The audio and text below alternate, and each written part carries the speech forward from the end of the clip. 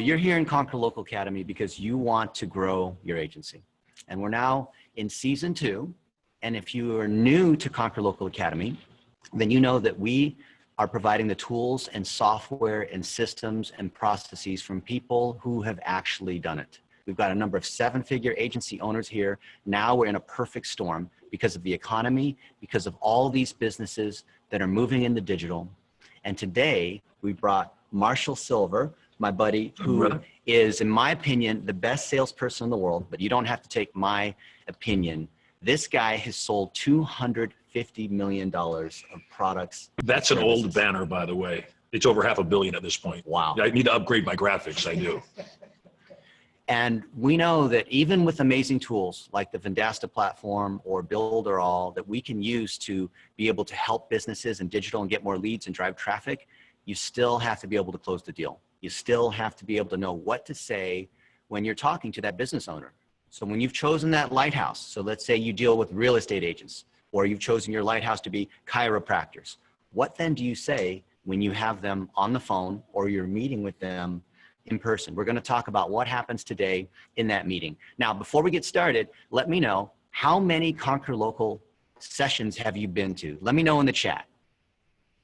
And then Jeff, let us know because my eyesight's not very good. What are we looking at? All but one, 20 plus, 0, Lost County 15, all of them 6. Oh, wow. First one, 15, 28, 4. This is my first one, 9. And where are you in your agency? Have you just started your agency? Do you have your first client? Have you hired some team members? Are you up to 6 figures a month? Are you up to 7 figures? Where are you guys at? Let us know. Startup, recovering solopreneur. A lot of people are. First client, about to get second, just starting, startup, 5 active clients. Awesome. 6 figures annual, scaling. All right. Let us know. Do you have, Figures with Builderall, Shelly Turner. hey, Shelly. All right. Do you have a lighthouse? In other words, have you chosen a particular category that you want to be a part of, that you want to serve? You want to serve roofers, or you want to serve real estate agents, right? Or you want to serve everyone in Atlanta, Georgia. Record this. Live from my phone. Let us know. Are you in an accountability group? Because we know that coming to these calls and using the software and the training is not enough. You need other people to hold you accountable to the goals and the steps and the processes that we're going through. In a group, lawyer, towing company, real estate, automotive, no group yet. If you don't have a group, then join our Facebook group and pair up. Right now in the comments, I want you to list whether you're an accountability group and what your lighthouse category is. And I want you to partner with the other people that are talking about that same category. So if you're serving chiropractors, then you want to talk to David Brown, Tristan Parmley, and some of our other friends. Because we're together, we know that with the 70,000 chiropractors out there, with the 100,000 dentists out there, there is more than enough for all of us. Now, in the last 3 episodes, we talked about what do we do to prepare for a meeting? How do we close a deal? How do we get the snapshot report in place? How do we make sure that we have driven clear value so that when we're ready to meet with them, we can show them a plan that's customized to them? We talked about things like active listening, where we know what they've told us in the strategy assessment. What are their goals, content, and targeting? Where's their business at? Have they hired another agency? And now we are coming into the meeting. We're meeting with them in person. We're meeting with them in Zoom. And I thought there would be no better person today than Marshall Silver to be able to talk about that. Yeah, let's look at the slides real quick. So we're talking about the perfect meeting today, but last week we talked about during the meeting. Today we're going to talk about what happens, or sorry, before the meeting. Today we're talking about what happens during the meeting. Perfect timing. Yep. So let's scroll down through that deck. Alex, you got that deck open, right? Who's got that deck? Someone's got that deck. We made a special offer too. And that is if you cannot afford the master presentation, which is $997, then if you use the word care and you send it to operations@blitzmetrics.com, we're going to give you all that training, all of our systems and processes and documents and presentations to you for free, as long as you are agreeing to be able to pay it forward, to help another agency owner, Wow. to be able to hire up young adults, to hire up virtual assistants from the Philippines so that you're able to help someone else, right? Because as you grow your business and you start to have more and more clients, you'll have more than you're able to handle. And then you'll have other people that are working for you that are trained up. And that's what we call the apprentice model. So definitely take advantage of that special offer. Okay, keep going. Who's got that deck? Alex? So today we have Marshall Silver, and we are at the Certainty Theater. Let's get past all that. We're at the Certainty Theater and in Carlsbad, California. We are. We hung out yesterday. We were eating sushi on the beach. Yeah, what It fun. was incredible. That's us with his kids. That's my kids photobombing. Yep, for sure. And Jeff was playing some amazing piano and Billy Joel and whatnot. It was fun singing, and Max kept doing magic, and Sterling played the piano, and it was a lot of fun. The kids were talking about you guys all morning long. And as we were talking, I thought it would be selfish of me not to share the knowledge that this man has, because there is no better salesperson here on this planet. And I wanted Marshall to be able to speak directly to you guys and give you guys the words on what to say when you are meeting with that business owner so that they have certainty in your ability to deliver digital marketing, to be able to deliver leads to that business. You guys excited for Marshall Silver? Let us know in the comments. Have you heard of Marshall Silver? Give me an oh yeah if you've heard of Marshall Silver, if you're excited today. Say, oh yeah. Oh yeah. Oh, yeah. Oh, yeah. They're coming in. Although both of my fans are watching. That's awesome. 626. Excited. Go, Marshall, go. Hey, thanks. Hey, I wanted to say, Dennis, you said go into those meetings with certainty. And that is actually the baseline of everything. There's no wonder why this is Certainty Theater, or my broadcast is called the Certainty Broadcast, or we teach certainty to people. Certainty is the absence of doubt. So imagine going into either an online virtual meeting or an in-person meeting as an agency owner. Imagine going in knowing the deal was certain. Would you carry yourself differently? Would you communicate with more confidence? Would you be a different person in that communication and in that process? You would. So the idea behind being very effective at influence is first an inner game and then an outer game. Communication equals wealth. We communicate in two ways. First, through the words that are going through our brain at a rate of 1,500 words per minute, telling us who we are and who we aren't, what we can be, what we can do, what we can have. You've got to take charge of every single thought and emotion in your mind. And one of the ways that you can do that is understanding the concept that reality is created by validation. Whatever anybody else can do, you can do too. So as you're sitting there, especially I noted in the chat, there was a lot of people that are brand new agencies, hadn't really gotten a client yet. The first client, I don't care what your business is, the first deal is always the hardest deal. The first real estate transaction, if you're a real estate investor, the first deal in your agency, whatever it is, it's because until you have that, you don't know who you are. And so I want you to understand this distinction. You're looking at my theater, 300-seat house built in 1927. Carlsbad is actually my vacation city. We live in Las Vegas. My beach house here is right on the ocean. My main residence is in Vegas, and I'm excited to have you guys come out there and visit me there.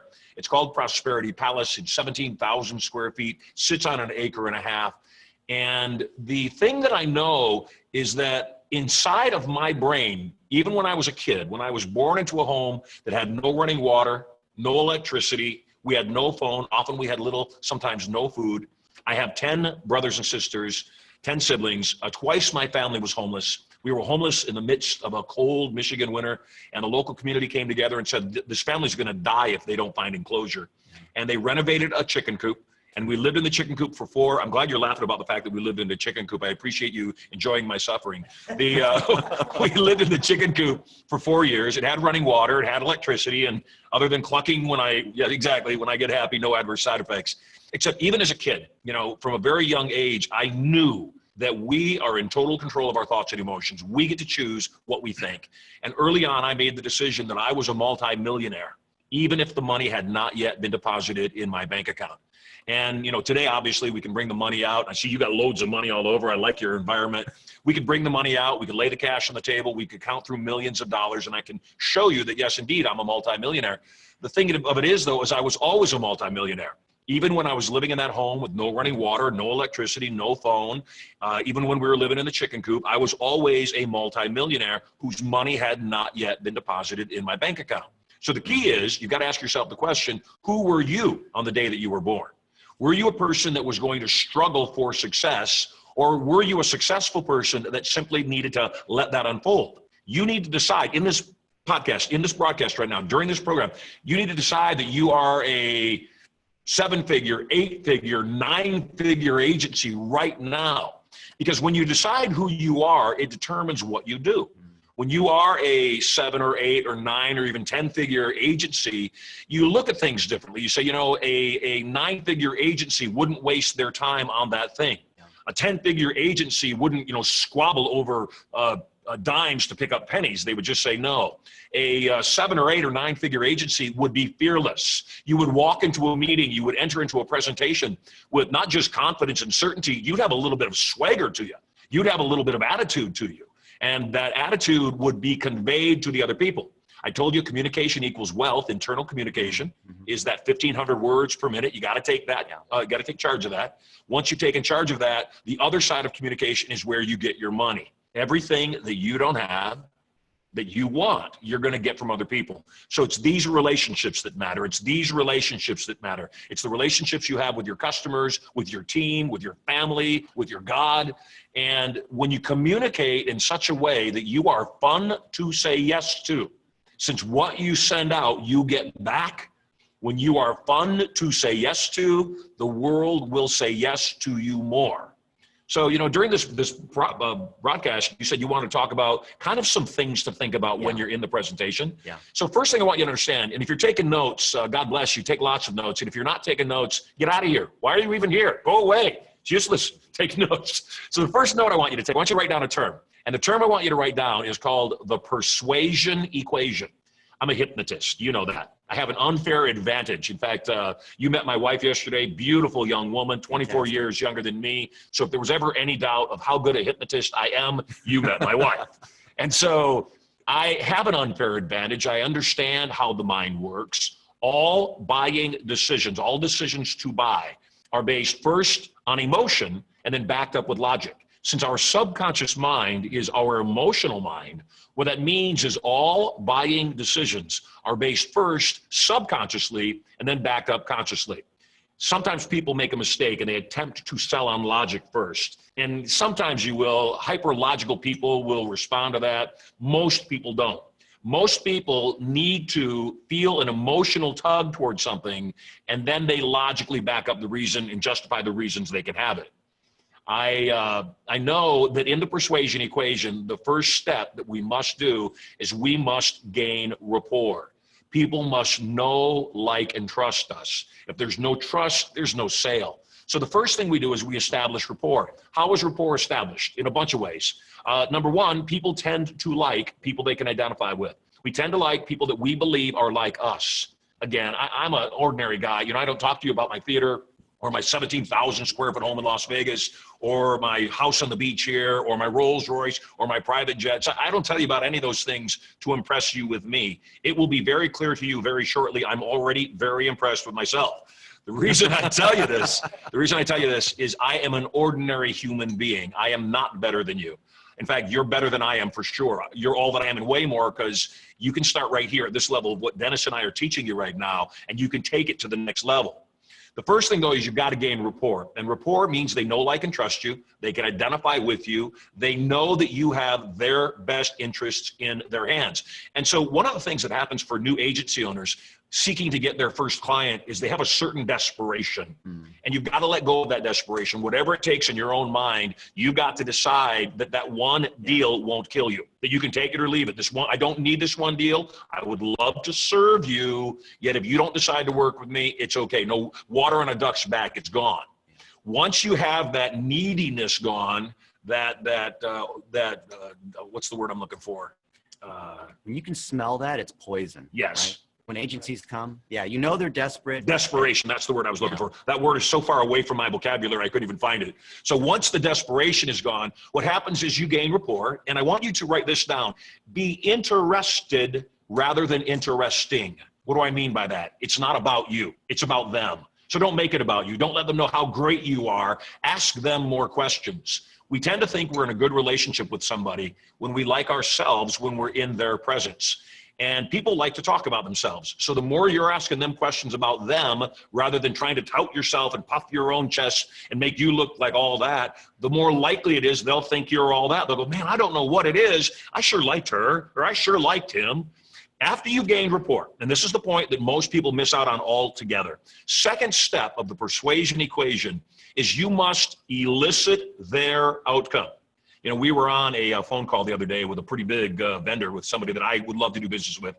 And I chatted for a bit about influence. And then you said something that was key. You said, you know, nobody goes to the hardware store looking for a drill. What they're looking for is something to make holes with, because that's what they want. They want holes. They don't want a drill. Just so happens a drill can facilitate that. What they want are holes.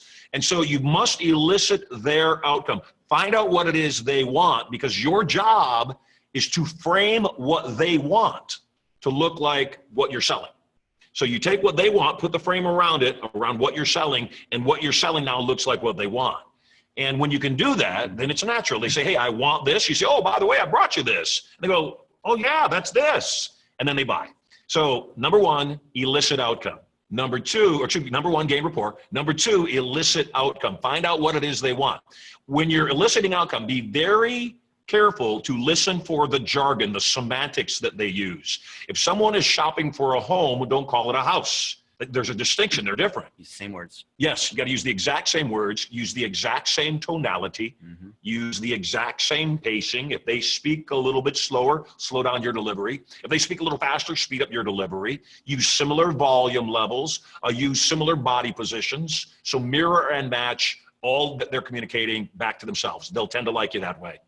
The next thing I want to point out to you is people of certainty, people of confidence, people of authority. We don't ask, we tell. When you go to your doctor, the doctor doesn't say, well, you know, what do you think you should do? Do you think you might want to, you know, get some rest or take this prescription or maybe have a surgery? What do you think? The doctor says, no, I'm going to write you a prescription. Take this daily, come back in 2 weeks. Let's see how you're doing. So a person of authority, a person that owns an agency that knows what they're doing, is not going to ask, you know, what do you think? And do you think you might want to advertise on Facebook? Do you think you might want to do this kind of a campaign? No. You're going to say, all right, here's what I prescribe. Here's what I'm telling you to do. From my personal experience, from what I've seen in the marketplace, these are the steps you must take now. And by the way, you know, it's very powerful to lay out a plan for somebody and say, okay, you know, we've seen in similar markets that if you do this, this, this, this, and this, you'll produce the result that you're seeking. What you just asked me for, what you told me you were looking for. Does that make sense? And they say, yeah, it makes sense. And you say, so do you believe that doing these things would assist you in the outcomes you seek? And they say, yes. You say, great. Would you like some assistance in executing this plan? It really is that simple. Now, step one, gain rapport. Step two, elicit their outcome. Step three, give them a directive. I know, Dennis, you deal with a lot of very high-end customers and people that are investing millions and millions and millions and millions of dollars. And it doesn't matter whether somebody's thinking about investing $5,000 or $10,000 in an agency to get started, or whether they're looking at a billion-dollar marketing campaign. It's all the same. It is. The only time a person says no is when they fear a loss. The only time someone says, I don't want to do that, is when they think the thing that they're going to give to you is greater than the thing that they're going to get back. If I tell you, look, I'm going to give you a Rolls Royce and sell it to you for $1 million, you're going to say no. Why would I pay $1 million for the Rolls Royce? I can buy one for $500,000 right down the street. But if I said to you, I've got a Rolls Royce, I'm going to give it to you for $50,000, no strings attached, brand new, nothing wrong with it. Your brain, if you don't say, yes, I'll buy it for $50K, then once again, go away, because that's business. Some of you are saying, I don't want a Rolls Royce, rich hypno boy. Sell it. Some of you are saying, I don't have $50,000. Well, I promise you, if you can buy a $500,000 Rolls Royce for $50,000, you can find a partner. I guarantee you. The thing is, though, is that once again, your job is to not sell on price. Never sell on price. Never reduce your rates. Always increase value. And when you come from that point of view, then you won't be discounting. You won't have people that call you up and say, hey, can you work with me? Oh, could you charge me less? You say, no, I could charge you less, and yet I won't pay attention to you. I won't be interested in working with you because, frankly, my time is more valuable. Write this down. This is very important. You will lose clients by not charging enough. Now, my own MO is a little bit different, and I know I'm saying this out loud. You will lose clients by not charging enough. My MO is I'm glad to go in and do something for free. I don't care. Why do I know that? Because I know I am so valuable that I will wow my audience to the point where it will blow their mind and they will beg to work with me at my price. Yet until you're in that place where you have that level of confidence, don't drop your pricing. Get yourself established, get your confidence up, insist on a specific mark. Once you're practiced, once you know you can produce results, then yes, get paid by the results that you produce, because that's where the money is. So I said step one is to gain rapport. And if I'm talking too much, you just kick me. Great. Keep going. Step two is to elicit their outcome. Step three is to give them a directive. Tell them what to do. Well, I guess we've covered just about everything. The only question that remains is how soon you'll be enjoying the expanded new business that you now want. Let's take a look at the agreement. And then you go down the terms of the agreement. So that's a very assumptive close. Once again, people of authority, we don't ask, we tell. The only time people say no is when they fear loss. That's step four. So step four, and this is, when you get good at this, this is where all the meat comes off the bone. Step four is learn to play with resistance. There's a word in the English language often associated with sales, persuasion, and influence. The word is objection. And I don't really utilize that word. I think it's a bad description of the situation. People say, you got to overcome objections. No, they're not really objections. They're throwing out resistance. They want validation. They want reassurance that what you're telling them is real, that the results will actually occur. So your job as a great salesperson, anybody can close the person that was throwing money at them. Your job is to learn to play with resistance. How do you do that? Number one, never take anything personally. When somebody says no to you, don't take it personally. You know, you met my bride, and my gosh, she is the most amazing human being in the world. And when we met, I fell in love with her right away, and she fell in love with me pretty quickly too. Hypnosis, baby. And she asked me early on, do you think you might want to be married again? She knew that I had been married twice prior. And I told her, no, I never want to be married again. My last marriage, I was married for 11 months. The divorce took 4.5 years. I never want to be married again. And she said, okay, didn't get upset, left it alone. Time went by. We were sitting in at somebody's event at lunch, and the promoter said to me, Marshall, I've never seen you so much in love. I said, I've never been this much in love. He said, when are the two of you getting married? I said, none of your business. And my bride, who wasn't my bride, then wasn't even my fiance, put her hand on my shoulder, and she said, whether Marshall and I are ever legally married or not, we will be together for life. And when she said that, she was so smart. She was playing with my resistance, because I looked over at her and I realized it wasn't marriage that I was concerned about. It was divorce. In that moment, I decided she was the one for me. The next week, I proposed to her on the roof of the great house at Sir Richard Branson's Necker Island.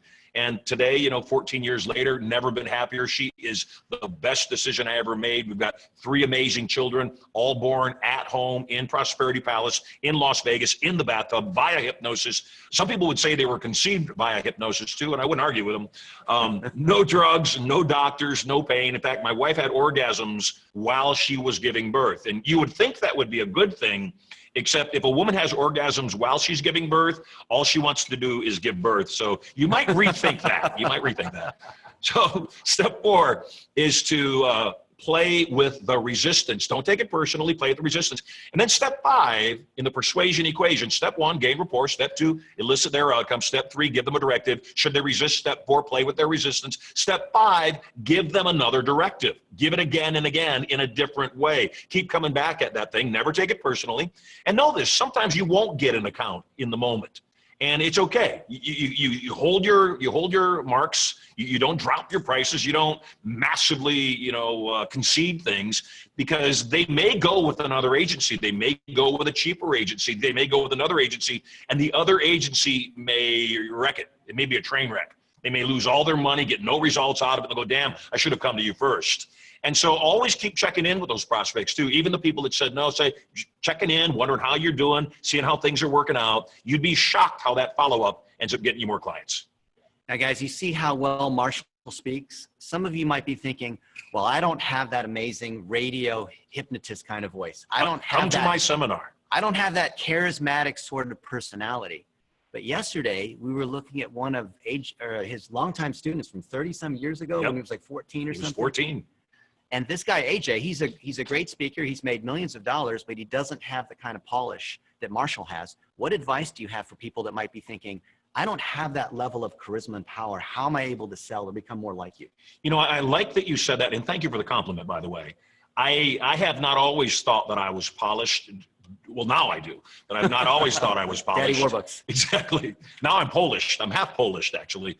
I had to work at this. You know, I had to work at my voice. I had to work at delivery. I had to practice my presentations. And I say fail forward fast. Put out crap and then put out crap 2.0. It works for Microsoft. It'll work for you. And what I mean by that is don't be afraid to be imperfect. In fact, even though I appreciate the compliment, there is a downside to how I present. Yeah. The downside is I'm too slick. Too good. Yeah, I'm too good. And then sometimes people say exactly what you just said. Oh, yeah, that works for Marshall because he's been on stage for 51 years, but that could never work for me. And so, you know, AJ, whom you mentioned, has been with me for 37 plus years. We've been doing seminars. He actually co-facilitates many of my events. And it's his humanness that oftentimes he can get a breakthrough that I couldn't get. Because they say, you know, Marshall, you're amazing, but I can really identify with AJ. So it goes back to that first thing I talked to you about, gaining rapport. When you can put yourself in your customer's shoes and say, hey, I know how it feels to sit in a meeting like this. I know how it feels to pray that the person across the table from you, the agency that walked in, while you're pointing at yourself, the agency that walked in, I know how it feels to pray that this person, while you're pointing at yourself, is being sincere. And you're nodding your head up and down, and not like at some other time when you simply threw your money away. You see what that was? That was what we call an embedded command. I know how it feels to pray that the person you're looking at right now is being sincere. You're reinforcing it. You're being congruent. You're nodding your head up and down. You're also, though, anchoring to the past, not like in the past when somebody was just trying to get your money, and you motion away from yourself. That make sense? Write this down. Play every ace. Everything matters. Put that in the chat, guys. Play every ace. Play every ace. Every word you select, every gesture you utilize, the color of your clothing in any given moment, everything has symbolism. Everything has meaning to somebody else. So pay attention. You know, I do a thing in one of my events where I'll walk out into the audience and I'll say, I want to meet a couple of people that I haven't met. And I'll put my hand out and I'll say, hello, my name is Marshall. And the woman will say, hey, my name is Sue. And I'll put my hand out and I'll say, hi, my name is Marshall Silver. And the other person will say, my name is Cindy Wilson. And I'll ask the audience, did you notice a distinction in that communication? And it's a pretty obvious one. People will say, yeah, you gave your first name, you got first name back. You gave first and last name, you got first and last name back. Yes, we get back what we send out.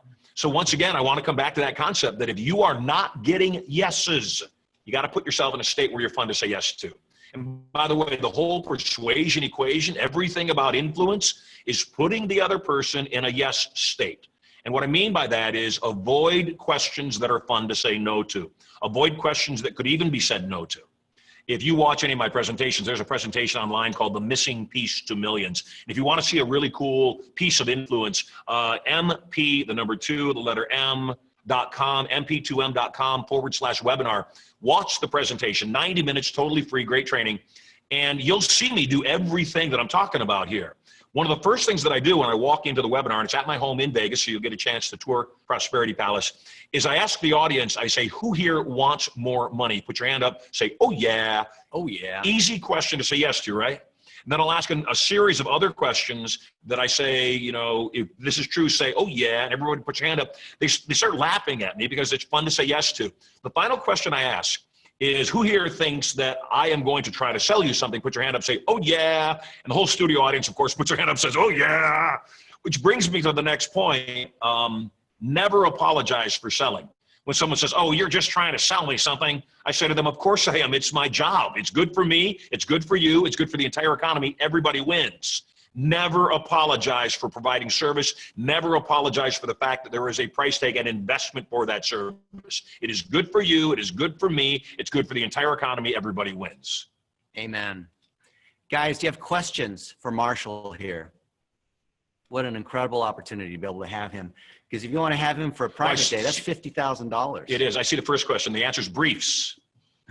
Briefs. How do I get notes? The question was, how do you get notes for a meeting? I said, briefs. Jeff, let us know. You think I'm a boxer, don't you? So, you know, one of the other things I love so much is that I view selling as a game. And, you know, you don't get angry at the game. You never get angry at a game. You say it's a game. You ask yourself, how do I get better at this game? I also want to talk about something else, if I may, you know, while they're getting their questions up. There is something that I call a TRE, a target-rich environment. Too many times people attempt to sell things to people that either don't want them or can't afford them. So one of the first things you've got to do is you've got to figure out what is your target-rich environment. We are in a time, and you said this is a perfect storm. We talked about this a lot yesterday. Yeah.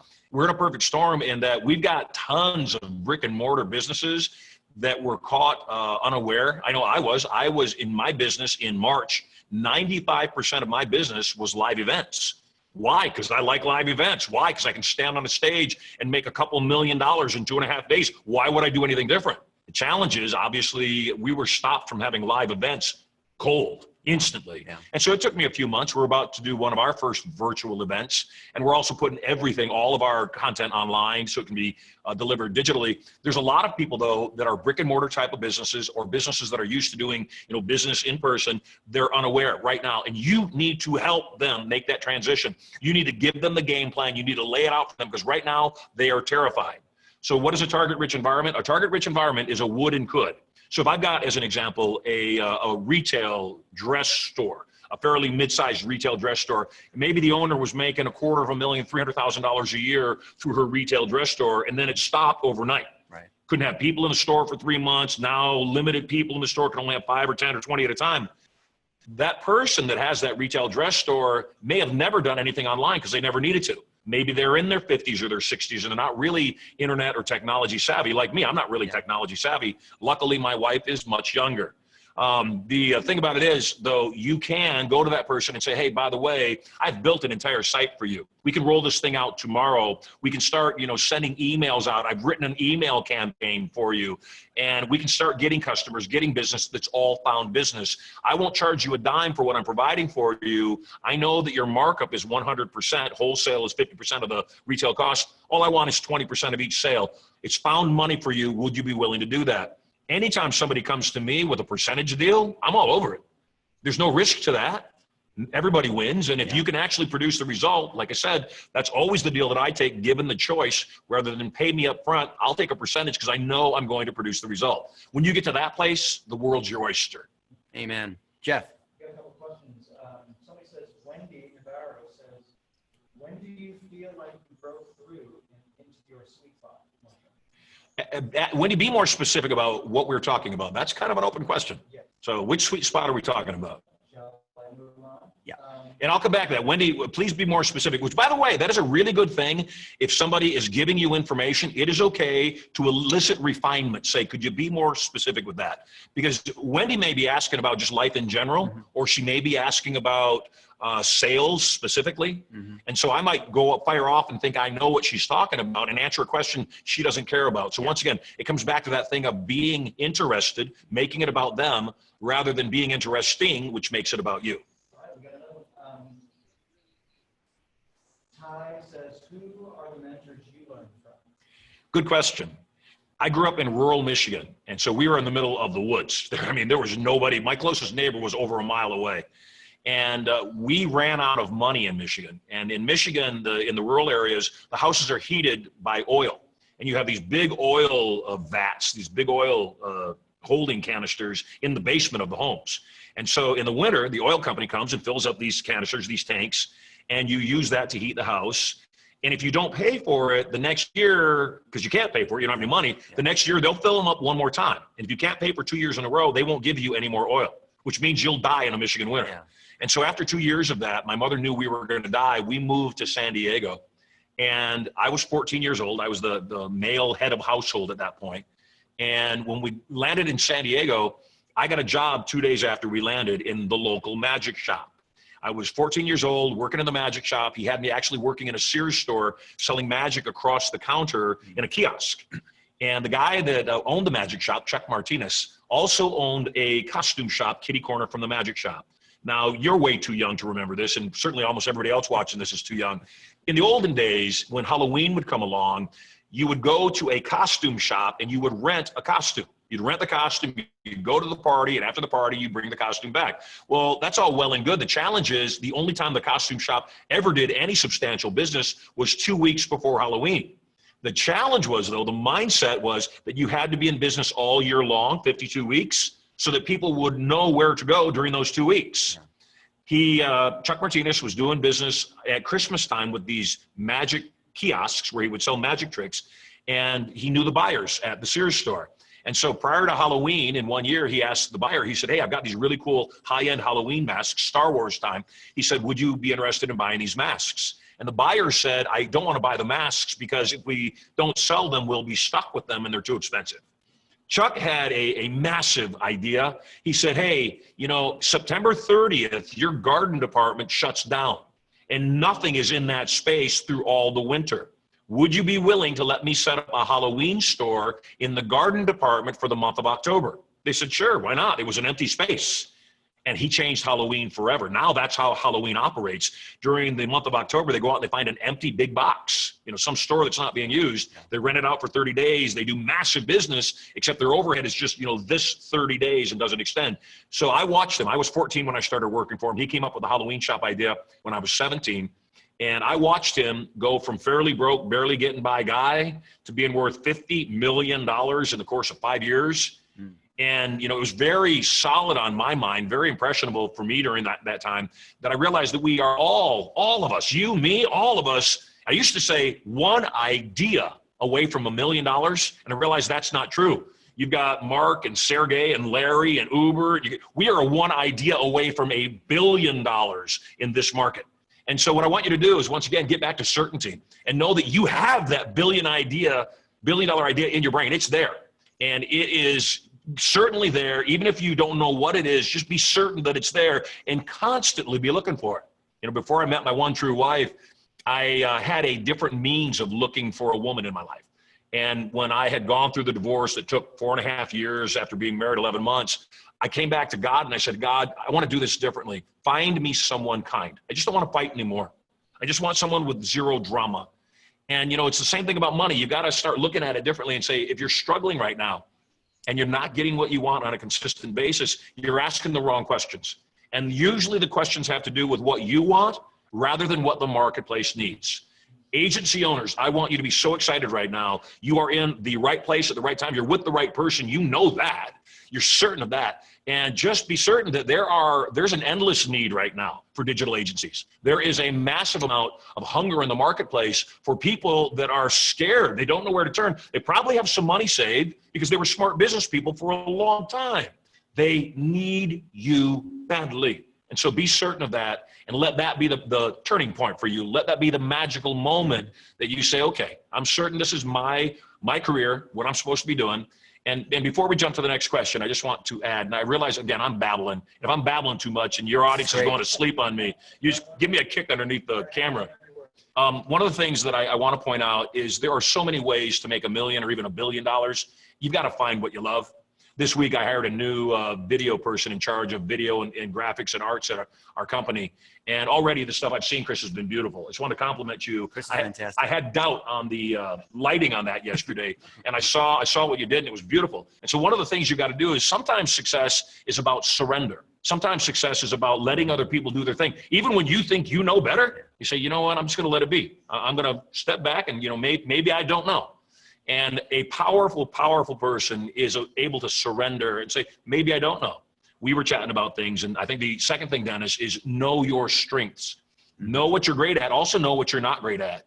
You are one of the champions, one of the best in the world at traffic, one of the best in the world at understanding the psychology of how do groups move. You mentioned that I am very good at, and I believe I'm the best in the world. And if I'm not the best in the world, when I meet the best in the world, I will be their best student. I am one of the best in the world at influence, at selling, at closing. It's just because I know that process. If you've got a family with 10 brothers and sisters and you want to eat, you better become good at influence. You've got to do that. But I think that that's the other piece, is figuring out, how do we work as a team? How do we interact together? How do we let people be excellent at what they're excellent about? So, fantastic. We've got another question, and they asked if you could repeat them too, because they can't hear me apparently. How and why did you move from hypnosis to entrepreneurship? How and why did I move from hypnosis to entrepreneurship? I didn't. It's one and the same. Yeah, it's one and the same. Everything's hypnosis.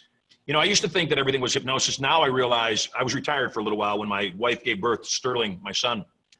I looked into his eyes and I'd already made at that point, $250 million. And I said, I'm done. I just want to retire and hang out with my wife and my baby. And then Maximus Marshall Silver was born. And I caught him in my hands in the bathtub, looked into his eyes, and I thought, you know, all I want to do is hang out with my 2 sons and my beautiful bride. Then my daughter Prosperity was born, and I caught her in my hands, and I thought to myself, little girls are really expensive. I need to get back to work. And I, during that time, though, had been studying the distinction between programming somebody via hypnosis and actually making them certain. And certainty, once again, is the absence of doubt. How do we remove doubt? And so entrepreneurship is hypnosis. It is living in certainty. It has to be. An entrepreneur gets knocked down so many times that the only distinction between an entrepreneur and someone who's not is the entrepreneur stood back up again. You know, I started off broke. I made a whole lot of money, made really bad decisions, became broke again, made a whole lot of money, married the wrong person, became more than broke again, made a whole lot of money again. The economy shifted underneath my feet, as it did for a lot of people, and I became fairly broke again. Except that time I was with my bride, my one true wife, Erica, and she said, sell everything, sell all of our assets, sell all of our commercial property, all of our residential properties. And she said, all I want to do is be with you. And I looked her in the eyes and I realized that she wasn't in love with the money. She was in love with me. And it inspired me at such a high level. I said, no, I'm going to do this for you. In fact, when that happened, when I was going through those tough times back in 2013, I said, I'm going to hand this woman $1 billion check because I've had everything that I wanted. Money doesn't do anything for me anymore. Pleasing my wife does something for me. Making the world a better place for my children and your children and you does something for me these days. And so once again, I never gave up hypnosis, and you shouldn't either. In fact, it's not hard to hypnotize people. The difficult thing is bringing them out of the trance they're already in. The hypnosis that limits them, the hypnosis that makes them think, this will never work out. I failed in the past. I'm going to fail again. No, screw that. The fact of the matter is you are a king's kid. You are already a success. You're stepping into that success. The key, it's not always what you need to bring on. It's also what you need to let go of. And often the thing you need to let go of is toxic relationships, even the ones you're related to. Sometimes what you need to let go of is being right. I'd rather be happy and rich than right. I don't care about being right. I want to be happy first, then I want to be rich, frankly, because money cures most things. I also know that one of the things you've got to let go of is needing to be perfect and the need to have approval from other people. The moment you lose the need for approval in other people, guess what happens? Everything gets easier. You know, it was so fun last night. Everybody was playing, and Jeff was playing on the piano, playing some music.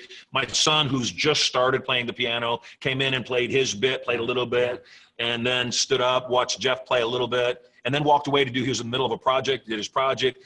No self-consciousness. And that's one of the big things that I really work for with our children, is to have complete confidence, no self-consciousness, no need for approval from other people. Just they consciously know whether or not what they're doing is working or not, and they go from there. Yeah. So keep the hypnosis. Just ask yourself the question, is this belief serving me or not? This is just a comment. Heather says you're a lot more likable than Greg. That's true. You get no argument from me. And thank you, by the way, that's huge. I think that that's so important. I don't think you need to be an a-hole to be effective. You know, a lot of people use that strategy. Gary Vee, good guy, but he kind of uses that strategy. Grant totally uses that strategy. And I don't think you need to do that. I think that there is a place for good people. I think there's a place for being honest. I'm a rascal. Don't get me wrong. I really am a rascal. I like a good dirty joke. I also know, though, that there's no need to be mean. And that being mean doesn't motivate people. You've got to always ask yourself, who kicked their cat? You never know what somebody else may be going through in any given moment. And so being kind is just being conscious. So Marshall, how do people learn more about you? It's easy. They can either check me out at silversylver.com. That's my main website. They can also check me out at prosperityyalliance.com. We have a brand new podcast that hasn't even been launched yet that we are recording episodes for. Got to get you on that podcast. That'd be awesome. Yes. And the podcast is coming out. It's called Certainty, the Certainty Podcast. So they can check that out once it's streaming, or, you know, go to Facebook, go to Twitter, go to Instagram, and it's just Marshall Silver.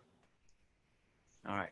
Now, for our agency owners who are inspired by you, they see that there's a different way to be able to approach sales. How might they go into a meeting with a business person? How do they get into that right mindset? What kinds of things should they do or not do so that they have certainty and they set that right environment in order to be able to close that deal? Whenever I'm in the persuasion equation, come from the mindset that I'm doing the other person a favor. It's not, gosh, I hope I get lucky. I'm doing them a favor. So because I do that favor for them, it's not desperation. And if they say no to me, I don't feel bad for me. I feel bad for them. Genuinely, I feel bad for them. Someone says, no, I'm sorry. Oh my God. You said you didn't want to. I am so sorry. I cannot believe that I screwed something up. You know, you told me you wanted more sales in your business. You told me you needed an online presence. You told me you didn't understand the digital world and you wanted someone to hold your hand and walk you through that. And I told you that I could, and you agreed that I could. And then you still said no to me. I feel so bad I screwed this up. And I cannot sleep tonight knowing I just messed your life up. Please tell me, what was it that I didn't communicate fully that would help you now feel secure and do business with me as your associate? You see that transition I made? Yeah. So I went from that, oh my God, forgive me for messing up and screwing up your life, to now feel secure, which once again is another embedded command.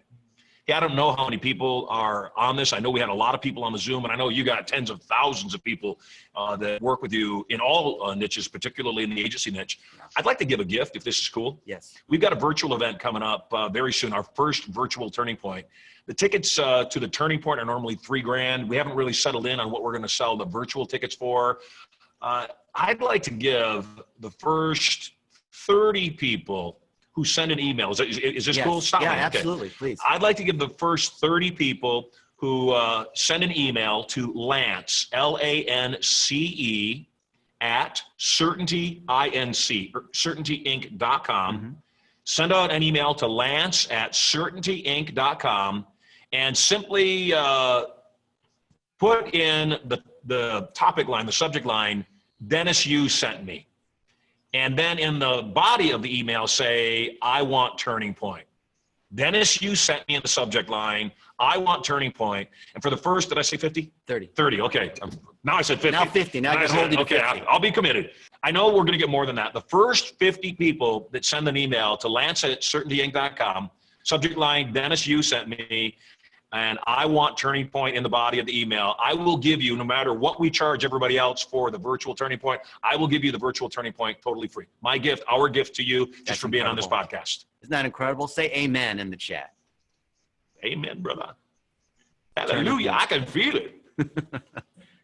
Yeah, go Google him, Google Turning Point, Google the Certainty Theater. Look at all the material that Marshall has. It is life-changing. I wonder how many millionaires Marshall's created off of this program by helping them sell more. And the thing is, when you create more value for other people, that's how you become rich. So Naveen Jain, who's a friend of ours, he's a multi-billionaire. And when people ask him that question, how do you become a billionaire? He says, solve a $100 billion problem if you want to be a billionaire. Yes. You want to be a millionaire, solve a $100 million problem. Yep. And so when we're helping these other people, we don't feel like we're selling. We're doctors that are making prescriptions. And the more you realize that, and the more you have certainty that you can deliver because you have our team, you have our processes, you have all of our software, then you can go in there knowing that it's not just, if I have enough confidence, then I have competence. We know it's competence that creates the confidence, which closes that deal. All right, Jeff, how are we doing on the chat? So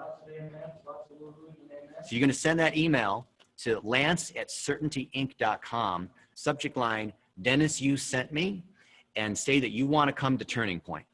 And this is going to change your life. I'm not being paid to say this. I'm telling you this because I believe in this man. I'm being paid though, right? Yeah. Oh. No shame in selling. I'm joking. Because when you see us bring on guests like Marshall, these are people who have proven over the years that they can achieve a particular result. Everything we have in our systems and processes and checklists are about achieving a particular result with a formula that other people have. Because if you can think like them and you can act like them, you will get the result that they have. Isn't that right? Say, oh yeah, if you agree with that. All right, guys, how are we doing on time? Linda says she bought Passion, Profit, and Power in the 90s. Oh. My shoes, thank you. My new shoes, thank you. And Linda, that's awesome. Yeah, I did Passion, Profit, and Power. That was a very breakthrough program for me in 1994. And coming back to that idea that a single idea can make you a millionaire, Back in 1994, I was watching infomercials, and there was this infomercial, big guy, big teeth. God, what's his name? Tony Robbins. And Tony Robbins had Personal Power running. And I did some research, come to find out that Personal Power was doing $30 million in sales, $3 million in sales a month. And there was another show that was running at the same time with Dionne Warwick. It was called the Psychic Friends Network. Oh, yeah. And you could call up a psychic and for $3 a minute say, does he love me? And I found out they were doing 30 million a month, $1 million a day.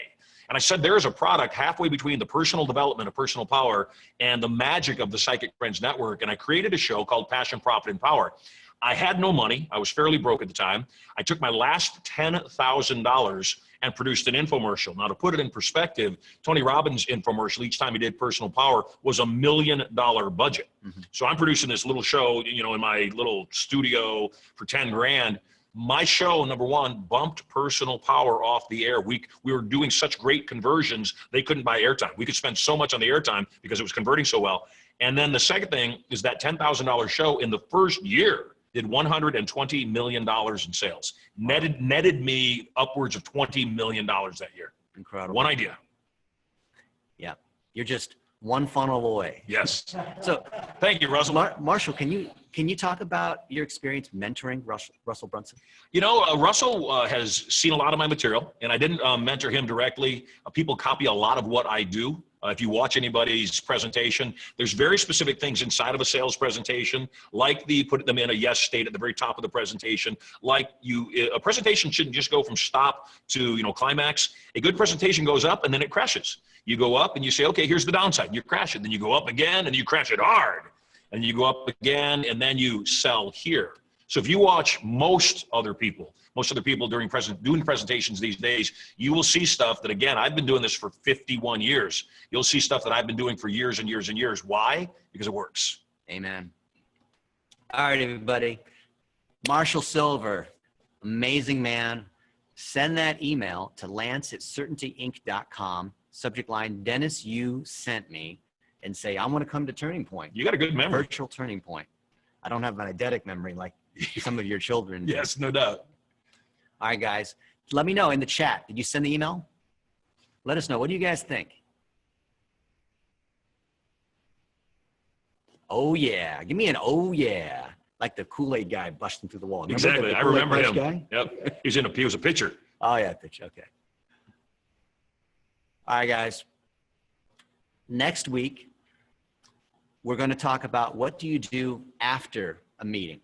So once you have a great meeting, the client says, fantastic, I want to do this, and you've got them in a great state of mind. What do you do to follow up immediately so that you know that something that was a great conversation a day ago actually turns into the cash? They actually sign the statement of work, they actually pay you, you actually follow through and deliver upon what it is that they promised.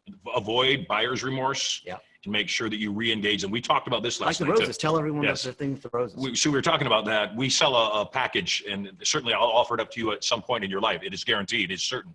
And it's a $50,000 package. And obviously that's a substantial investment. Now the value associated with that package is great. And there is a guaranteed return on investment on that package.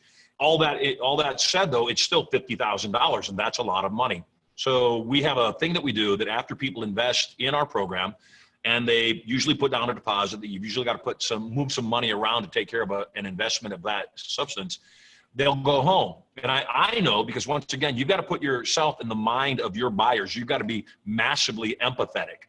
You put yourself in the mind of the buyer. And if I was a buyer that had just put down a $10,000 deposit because I know I want a better life, the offer looked good. I've heard a lot of other people went through the same process. We're very pleased with their results. It's still a tough thing. I'm asking myself, yeah, they succeeded. What about me though? You know, I've never succeeded anything. I always fail. When that person goes home, you've got to help overcome what might be potential buyer's remorse. So what we'll do is when they go home, by the time they get home from the seminar, we've sent them a nice gift and said, congratulations, welcome to level 10. We're excited to have you there. Because once again, it reinforces that community. It reinforces that decision that they made. So oftentimes half of all sales, especially at an agency level, at a higher ticket, half of all sales fall apart the next day. Unless you do something to overcome that buyer's remorse. I'll give you another little hint. You're in the meeting and you get done with the presentation and they say, yes, this is awesome. I love this. Let's do this. Say these words to them. Congratulations. This is the best decision you've ever made. You're going to be grateful you did this. Because what you want to do is just reinforce that decision. Congratulations. This is one of the best decisions you have ever made. You're going to be glad you did this. Wow. Any other gold phrases like that? I don't have any gold phrases. I got silver Silver ones. phrases. Sterling silver phrases. Sterling silver phrases, yes. You know, we got tons, and you'll hear a lot, you'll learn a lot, you'll grow a lot, and you'll want a lot. That's the one thing I warn people, that when you join me at Turning Point, notice I didn't say if you join me, when you work with my agency, when you join me at Turning Point, you're going to turn up the wantingness in your life. You're going to want a bigger life. You're going to realize there are people with less brains, less willingness to work hard, less fortitude, less creativity, that are making way more money than you're making, living way better lives than you're living, and you're going to want more. And when you want more and you don't yet have it, that's a little uneasy. The uneasiness is good, actually. The uneasiness makes you do things you didn't think you could do.